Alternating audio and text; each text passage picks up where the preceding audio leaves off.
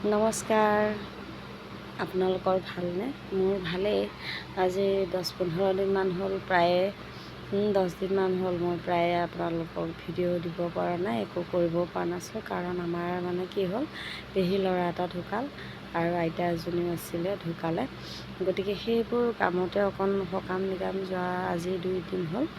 এতিয়া অকণ কাম বনৰ পৰা আজৰি হৈছোঁ। ভাবিছোঁ আজি ভিডিঅ' এটা দিওঁ। ভিডিঅ' আজি মই পিঠা পনা সেইবিলাক ভিডিঅ' নিদিওঁ, কাৰণ এইকেইদিন মানুহ মৰা আৰু সা সকামৰ বাবে মই পিঠা অৰ্ডাৰ লোৱা নাছিলোঁ। মই আজি এটা বেলেগ ভিডিঅ' দিওঁ। তাৰ আগতে এটা কথা, আমাৰ অসমীয়াত এষাৰ কথা আছে, মহাভাৰতৰ সেইষাৰ কথা আছিলে, 100 গৰু মাৰিলে বাঘৰো মৰণ। আমাৰ অসমীয়া এষাৰ কথা, আৰু তাৰ মানে মহাভাৰতত সেই ফলটো কাৰ লগত হৈছিলে? শিশুপালৰ লগত। শিশুপাল যেতিয়া জন্ম হৈছিল তেতিয়া মাকে গম পাইছিল যে শিশুপালৰ মৃত্যু শ্ৰীকৃষ্ণৰ হাতত হ'ব বুলি। জন্ম হওঁতে তেতিয়া শ্ৰীকৃষ্ণই শিশুপালৰ মাকক কথা দিছিল যে মই শিশুপালৰ 100টা ভুল ক্ষমা কৰিম, তাৰ পিছতহে মই তেওঁৰ ওপৰত অস্ত্ৰ তুলিম বা তেওঁৰ মোৰ হাতত মৃত্যু হ'ব, কিন্তু 100টা ভুল নোহোৱালৈকে মই শিশুপালক মৃত্যু নিদিওঁ। তেনেকৈ শিশুপালৰ মৃত্যু হ'ল। কি হ'ল, শিশুপালে যেতিয়া সৰুৰ পৰা ডাঙৰ হৈ আহিল, সেই কথাটো গম পাইছিল যে তেওঁৰ মৃত্যু শ্ৰীকৃষ্ণৰ হাতত হ'ব, আৰু যেতিয়া তেওঁৰ 100টা ভুল সম্পূৰ্ণ হ'ব, তাৰপিছত 100টা ভুল সম্পূৰ্ণ হোৱাৰ পিছত শ্ৰীকৃষ্ণই তেওঁৰ মৃত্যুদণ্ড দিব বুলি। তাৰপিছত গম পায়ো শিশুপালে কি কৰিছিলে, শ্ৰীকৃষ্ণৰ প্ৰতি বহুত ঘৃণা উপজিছিল তেওঁ, আৰু সদায় শ্ৰীকৃষ্ণক অপমান, য'তেই পায় ত'তে অপমান কৰিছিলে, তেওঁক মানে তুচ্ছ জ্ঞান কৰাইছিল, যেনেকৈ পাৰে তেনেকৈ তেওঁ অপমান কৰিছিল, যি পাৰে কৰিছিল, কিন্তু ধৈৰ্য ধৰি শ্ৰীকৃষ্ণক সকলো সহ্য কৰিছিল, কাৰণ তেওঁ 100টা ভুল হোৱালৈ শ্ৰীকৃষ্ণই বাট চাই আছিল। ঠিক তেনেকৈ এদিন ভৰ্তি সভাত কি হ'ল, শ্ৰীকৃষ্ণই যেতিয়া শিশুপালে যেতিয়া নিজৰ 100টা ভুল সম্পূৰ্ণ কৰিছিল দ্ৰৌপদীৰ বস্ত্ৰ হৰণ কৰি, তেতিয়া কি হ'ল, শ্ৰীকৃষ্ণই নিজৰ সুদৰ্শন চক্ৰৰে শিশুপালৰ বধ কৰিছিল।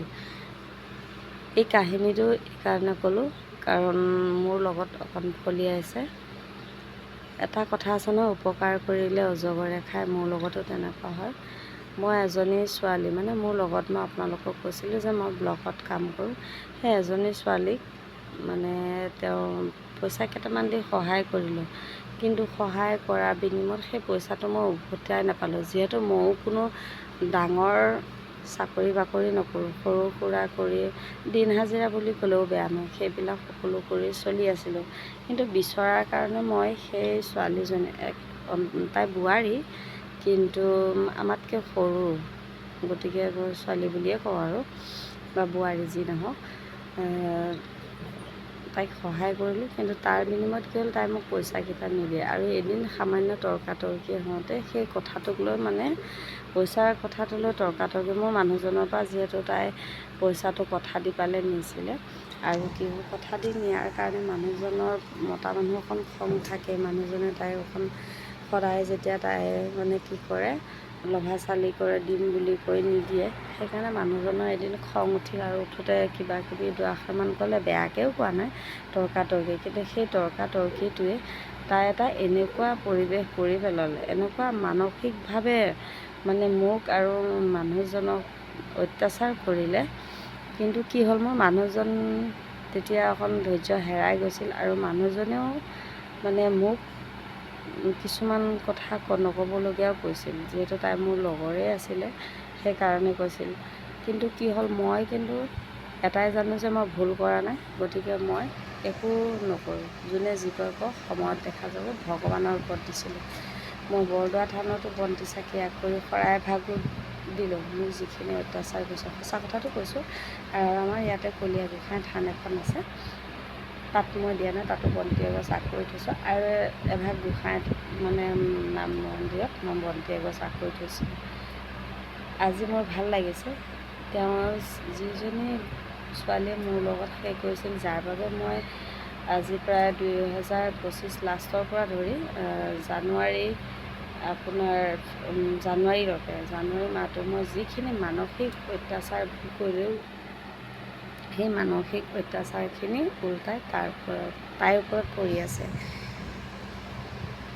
তাই মোৰ নিচিনা বহুতকে বহুত তেনেকৈ টকা লভা ছোৱালী ইম'চনেল ব্লেকমেইল কৰি টকা ঠগিলে। কিন্তু এতিয়া গোটেইখিনি প্ৰচাৰ হৈ গৈছে যে ছোৱালীজনী বহুতৰে টকা মাৰিলে, তাইৰ ওপৰত একশ্যন হৈছে। তাই নিজে এতিয়া মেণ্টেলি মানে যেতিয়া চবেই হেঁচা মাৰি ধৰিছে, মোৰ বাদ দিয়ক, মোৰ 20,000 টকা লৈছিলে, মিছাটো নকওঁ, তাৰে 8,000 টকা ঘূৰালে, কিন্তু 12,000 টকা তাই নঘূৰালে। কিন্তু মই সেই 12,000 টকা কষ্ট কৰি ঘটিলোঁ বা ধাৰ য'ত আছিলে ধাৰ যেনেকৈ লৈছোঁ মাৰি আছোঁ। কিন্তু বাকী মানুহৰ তাই কাৰোবাৰ লাখ, কাৰোবাৰ 50, কাৰোবাৰ 70, কাৰোবাৰ 30 তেনেকৈ আজি প্ৰায় 50-60জনী মাইকী মানুহ তাইক হেঁচা মাৰি ধৰিছে।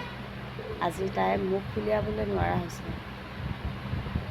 গতিকে এয়াই মোক বহুতখিনি অত্যাচাৰ কৰিছে। মই কিন্তু তেতিয়া এটাই জানো, যদি মই সত্য আছোঁ মোৰ চকুৰ আগত ভগৱানে তাইক দেখুৱাব লাগিব। আৰু আজি সেয়া ফল তাই দেখিবলৈ পালে, বা মানে কি মই দেখিবলৈ পালোঁ। আৰু মোক কৰা অত্যাচাৰখিনি, যিখিনি মানসিক অত্যাচাৰ মোক কৰিছিলে, সেই মানসিক অত্যাচাৰ মই কিছুদিনৰ কাৰণে ভুগিছিলোঁ।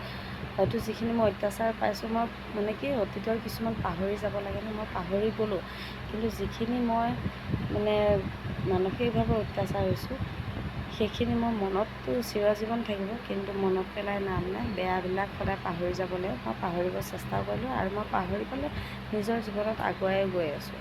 নিজৰ কৰ্ম কৰি, নিজৰ ল'ৰা ছোৱালী, নিজৰ মানুহজনৰ লগত শান্তিৰে লাগে নিমখ ভাতেই হওক এসাঁজ খাই আছোঁ। কিন্তু আজিৰ ডেটত তাই